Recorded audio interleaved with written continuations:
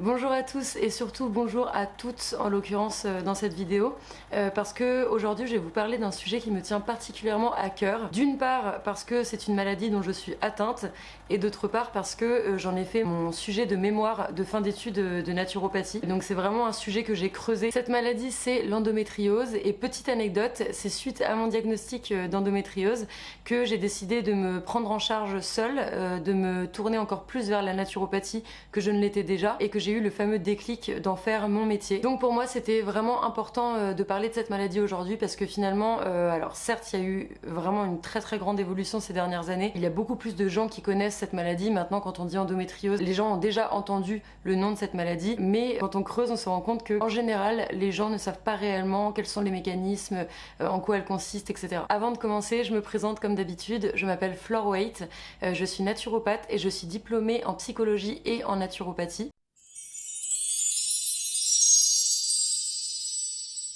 J'ai décidé de commencer une série de vidéos sur l'endométriose qui vont sortir peu à peu sur tout un tas de sujets. Là pour cette première vidéo ça me semblait hyper important de présenter ce que c'est la maladie de manière très générale, quelles sont les répercussions dans la vie des femmes, quels sont les traitements actuels proposés par la médecine allopathique. Mais dans des vidéos futures on va vraiment rentrer dans des angles complètement différents. Je vais parler du lien entre endométriose et violences sexuelles, entre endométriose et perturbateurs endocriniens. En fait je vais vous partager toutes les recherches que j'ai pu effectuer pour construire mon mémoire de fin d'études afin que tout le monde puisse avoir accès à ces informations. L'endométriose, comme je l'ai dit précédemment, la plupart des gens ne savent pas vraiment en quoi consiste la maladie et ça a été confirmé par une étude d'Endo-France en 2020. Une très grande étude sur plein d'aspects de l'endométriose qui est très intéressante à consulter. Et dans cette étude, il est marqué que 50% des personnes ne savent pas vraiment ce qu'est l'endométriose. 7 ans, c'est le nombre d'années moyen pour poser un diagnostic d'endométriose, c'est énorme. Je sais pas si vous vous rendez compte que ces 7 ans d'errance médicale, ces 7 ans de souffrance derrière, de femmes bien souvent qu'on ne croit pas, où on nie leur douleur, qu'on ballotte en fait de spécialiste en spécialiste, enfin voilà, c'est vraiment 7 ans, c'est vraiment énorme. L'endométriose, c'est une maladie gynécologique inflammatoire qui est aussi hormonodépendante, mais ça on va le voir après, des œstrogènes, et qui se caractérise par le développement anarchique de cellules qui ressemblent à de l'endomètre, ce qui crée des lésions en dehors de l'utérus. Oui, vous avez bien entendu, j'ai dit ressemblant à de l'endomètre. Je sais qu'en France, on dit tout le temps que c'est de l'endomètre, mais un petit peu plus tard dans la vidéo, je vais vous expliquer pourquoi j'ai utilisé ce terme-là. Officiellement, cette maladie, elle touche 10% des femmes en âge de procréer en France, mais également 10% des femmes dans le monde. Mais à peu près tout le monde s'accorde sur l'existence d'un chiffre noir, c'est-à-dire qu'on sait que comme le diagnostic est très difficile à poser, enfin très difficile, je pense que quand même ça tend à être de plus en plus facile, mais en tout cas pendant de nombreuses années ça a été très compliqué, donc il y a énormément de femmes qui souffriraient d'endométriose sans être diagnostiquées. Et du coup, donc, comme je l'ai dit, il y a vraiment un manque de connaissance de la maladie, mais même pas que du grand public, également aussi des spécialistes, et ce qui fait que de ce manque de connaissances découle des erreurs de diagnostic, mais également le fait de diriger les femmes vers des examens complémentaires qui sont pas du tout adéquats. Donc pour le moment c'est quand même fou parce qu'on a un nombre incalculable de femmes qui souffrent d'une maladie chronique sans traitement adapté, qui ne sont pas suffisamment pris en charge et assez efficacement, qui voient leur quotidien changer avec des symptômes complètement handicapants et qui souffrent quotidiennement. L'endométriose a été décrite pour la première fois en 1860 à peu près par Karel Rokitansky. C'est une maladie qui est inflammatoire, chronique, gynécologique et qui disparaîtrait à la ménopause. Alors ça c'est, voilà, en France ils s'accordent plus ou moins sur ça, mais c'est quand même pas si simple. Il y a beaucoup de cas où l'endométriose ne disparaît pas à la ménopause. L'endométriose, comme son nom l'indique, implique l'endomètre. L'endomètre c'est quoi? C'est la muqueuse interne de l'utérus qui est constituée d'une couche fonctionnelle sur le dessus et d'une couche résiduelle sur le dessous, et qui va être sous l'influence hormonale des œstrogènes tout au long du cycle. Petit rappel des bases, les œstrogènes ce sont les hormones féminines sécrétées par les ovaires. Pour vraiment vulgariser, en fait pendant le cycle féminin, on va d'abord avoir une première grande phase du 1er au 14e jour qui s'appelle la phase folliculaire. Les ovaires vont libérer l'ovule en vue d'une potentielle fécondation et du coup l'endomètre pendant ces 14 jours, il va se préparer à accueillir cet embryon et à le protéger, ce qui fait qu'il va se vasculariser de plus en plus, s'épaissir de plus en plus jusqu'à atteindre 10 mm d'épaisseur. Après, il y a la deuxième partie du cycle qui s'appelle la phase lutéale. Donc pendant cette phase lutéale, s'il n'y a pas eu fécondation pendant l'ovulation à la croisée des deux parties du cycle, du coup l'endomètre va rien avoir à protéger ni à accueillir. Donc l'endomètre, il va se désagréger petit à petit, sa couche fonctionnelle va se détacher de sa couche résiduelle et s'évacuer par le vagin. Donc les menstruations, c'est tout simplement la manifestation de l'évacuation naturelle de l'endomètre. Officiellement en France, la plupart des spécialistes et la majorité des gens pensent qu'il y a des fragments de cet endomètre en dehors de la cavité utérine, ce qui forme des lésions plus ou moins profondes, majoritairement sur le péritoine, qui est la membrane qui tapisse la cavité abdominale et les organes et les viscères. Mais tout à l'heure, j'ai dit des tissus semblables à de l'endomètre, et effectivement, ce n'est pas de l'endomètre. Les fragments qui sont en dehors de la cavité utérine, qui forment les lésions d'endométriose, ne sont pas de l'endomètre. Il y a énormément de médecins étrangers, dont le docteur Redwin, qui ont analysé de manière très précise les tissus des lésions d'endométriose et qui ont comparé avec le tissu d'endomètre.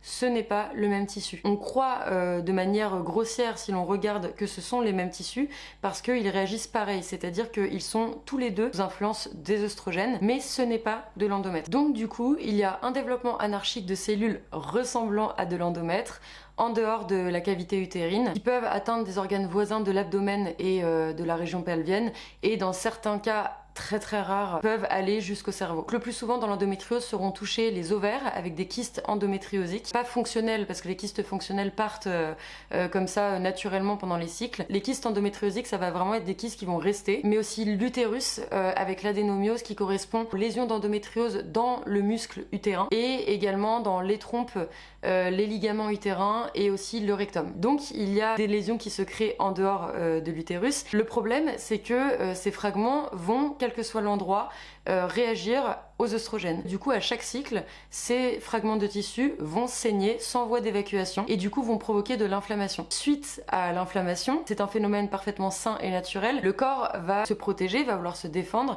et donc du coup, par réaction à cette inflammation, va créer un phénomène de cicatrisation. Ce phénomène de cicatrisation va créer des adhérences qui vont agir vraiment comme du chewing-gum en fait. Ils vont coller un peu les organes entre eux, diminuer la mobilité en fait dans la région pelvienne, et du coup forcément ça provoque des inconforts, des douleurs vraiment qui peuvent être extrêmement douloureuses, qui sont chroniques, et aussi même des douleurs neuropathiques dues à l'irritation de certains nerfs. Si vous avez lu un petit peu déjà des choses dessus, c'est vraiment pas rare d'entendre qu'il n'existe pas une endométriose mais des endométrioses. Et effectivement c'est le cas, vraiment toutes les endométrioses sont différentes. Ça va dépendre de la région qui est atteinte. Est-ce que ça va être plutôt digestif? Donc du coup là les symptômes vont être différents, on va avoir vraiment des inflammations, des aliments qui vont pas être tolérés. Ça peut même être des lésions qui vont être au niveau de la ceinture scapulaire, au niveau de l'épaule. Donc il y a plein de femmes par exemple qui ont l'endométriose, qui ont mal à l'épaule depuis des années, qui ne savent pas d'où ça vient, mais c'est lié à des lésions d'endométriose qui sont au niveau de l'épaule. On va avoir aussi de la tolérance à la douleur qui va être différente. Chez certaines femmes, il va y avoir aucun symptôme, et chez d'autres, elles vont même plus pouvoir travailler tellement ça va être douloureux. Donc voilà, c'est vraiment très différent. Et aussi, il y a différentes formes d'atteinte. C'est la Haute Autorité de Santé et le Collège des obstétriciens et des gynécologues de France en 2018 qui ont publié un gros dossier de recommandations cliniques pour l'endométriose, qui ont pu effectuer un classement selon les différents types d'atteintes d'endométriose. On va avoir trois types d'atteintes. On va avoir une atteinte superficielle lorsque les lésions se trouvent sur la surface du péritoine, l'atteinte ovarienne où ça va être vraiment avec des kystes endométriosiques, et ensuite on va avoir l'atteinte profonde où les lésions vont être à plus de 5 mm d'infiltration dans le péritoine. Pour finir sur ce petit chapitre, ce qui est très intéressant, c'est que selon les études récentes, il semblerait que les lésions d'endométriose n'évolueraient pas en nombre au fil du temps, ni en sévérité. C'est-à-dire que quand on parle d'extension de la maladie ou de propagation de la maladie, on ne parle pas du fait que les lésions vont être de plus en plus profondes dans le péritoine, parce que ce n'est pas possible. Pareil, il n'y aura pas plus de lésions.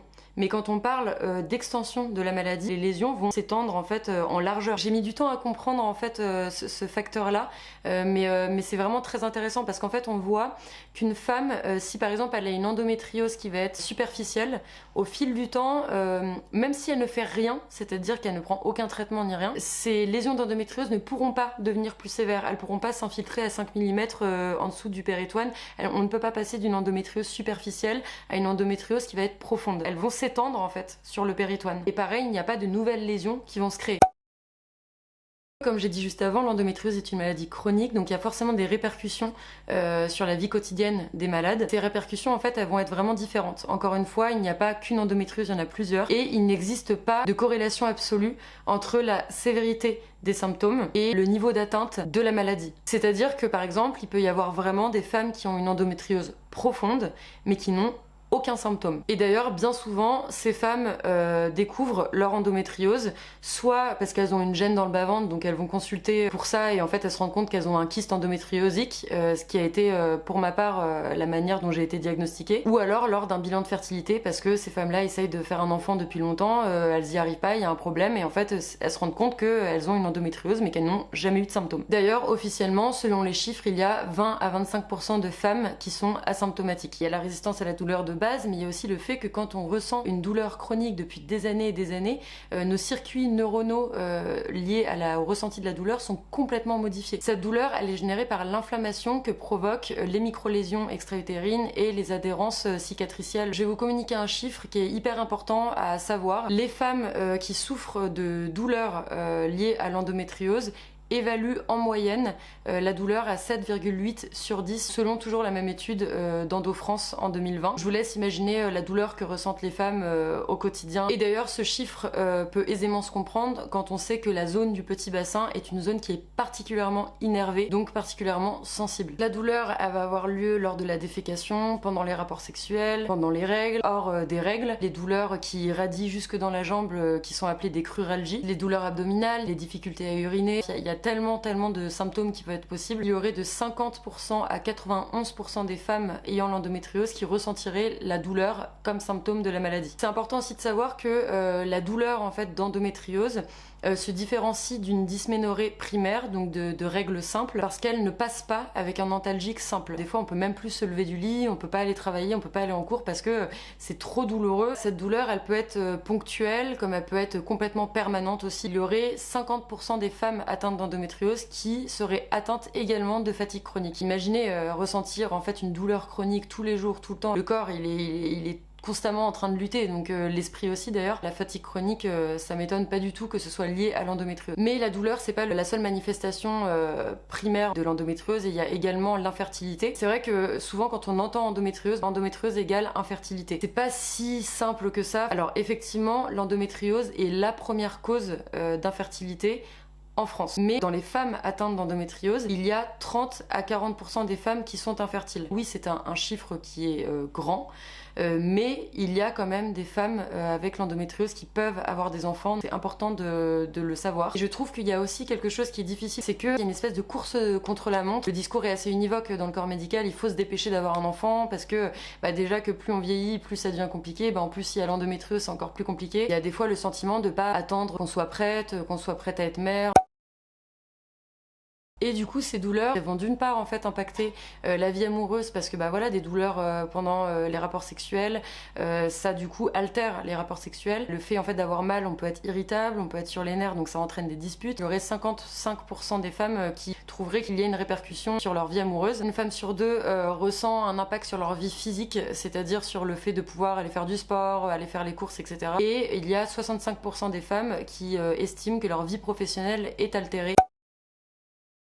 Au niveau du diagnostic, on va avoir plusieurs manières d'être diagnostiqué. Soit on ressent des douleurs et à ce moment-là on consulte du coup une sage-femme ou un gynécologue. Pour moi, un spécialiste qui connaît déjà la maladie, déjà avec des bonnes questions posées, il peut déjà en fait savoir à peu près si la personne a l'endométriose ou pas. Et ensuite, le professionnel va vous diriger vers une IRM qui va vraiment pouvoir bien visualiser les tissus mous, déterminer s'il existe des lésions d'endométriose. Si la femme est asymptomatique et ne ressent pas de douleur, soit elle va ressentir une gêne dans le bas-ventre comme je disais, et elle va aller voir son gynécologue qui du coup va prescrire une échographie endovaginale. On va probablement voir un kyste, mais avec l'échographie on ne peut pas voir si le kyste est endométriosique, donc il y aura un examen complémentaire qui est l'IRM. Toujours dans le cas où la femme est asymptomatique, ce sera malheureusement lors d'un bilan de fertilité que la femme découvrira qu'elle a l'endométriose. Pour poser le diagnostic, comme je le disais, c'est 7 années en moyenne, dû du coup à la méconnaissance en fait des médecins voilà, qui nient complètement la douleur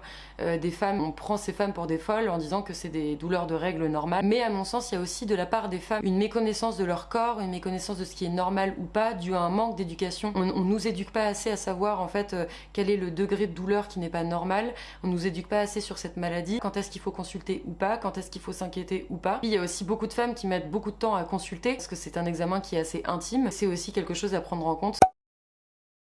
Déjà, faut être clair, il n'existe pas de traitement pour l'endométriose. Les traitements qu'on va vous proposer, ce sont des traitements symptomatiques, c'est-à-dire que leur but est de réduire les symptômes, mais ils ne vont pas soigner la maladie, ils vont juste la faire taire. On va avoir l'hormonothérapie, qui va consister en fait à jouer justement sur les taux d'œstrogène, de progestérone, etc. Parce que je rappelle que l'endométriose est une maladie hormonodépendante des œstrogènes. On va aussi avoir les traitements chirurgicaux, on va avoir aussi les traitements médicamenteux, anti-inflammatoires. Donc au niveau des traitements hormonaux, on va avoir des injections de GnRH, des traitements combinés donc œstroprogestatifs, des traitements progestatifs seulement. Dans le fameux dossier de recommandation de bonnes pratiques cliniques pour l'endométriose sur l'efficacité ou non des traitements allopathiques proposés aujourd'hui, comparé à un placebo, on a vu que les 3 types de traitements hormonaux vont avoir une action significative sur la douleur et une action significative également sur les kystes endométriosiques qui vont réduire significativement. Mais par contre, il n'y a aucun résultat sur la propagation des lésions. Donc certes, le quotidien des femmes peut clairement être amélioré par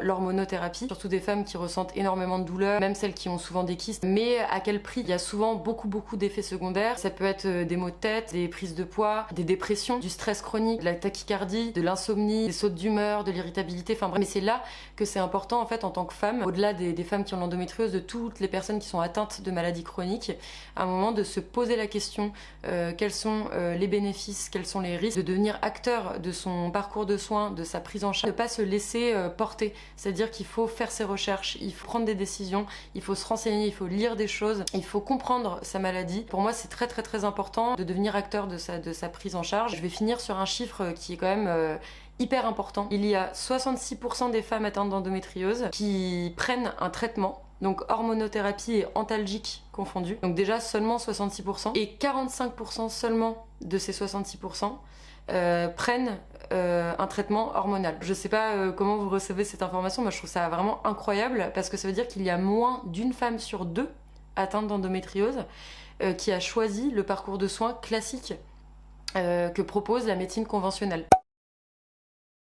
Il va y avoir plein d'autres vidéos sur le thème de l'endométriose, comme je l'ai dit, sur des angles très intéressants et très importants pour moi d'en parler. Donc voilà, restez connectés en tout cas. N'hésitez pas à soutenir mon travail en vous abonnant à ma chaîne, mais aussi à aimer, partager, commenter cette vidéo. Je vous souhaite une très bonne journée et prenez soin de vous.